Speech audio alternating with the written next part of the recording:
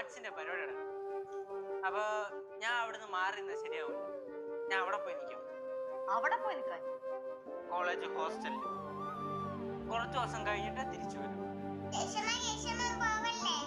യേശുമാവൻ പോണു മക്കളെ. യേശുമാവൻ പോയിട്ട് എന്നെ വരാം. നീ എന്നിട്ട് പോകുന്നവരൊന്നും നേരത്തെ പറഞ്ഞില്ലല്ലോ. അത് എനിക്ക് പെട്ടെന്നാ ഓർമ്മ വന്നത്. അതുകൊണ്ട് തീരുമാനമൊക്കെ പെട്ടെന്നായിരുന്നു. പോകുന്നതൊക്കെ കൊള്ളാം, വണ്ടി എടുക്കണ്ട.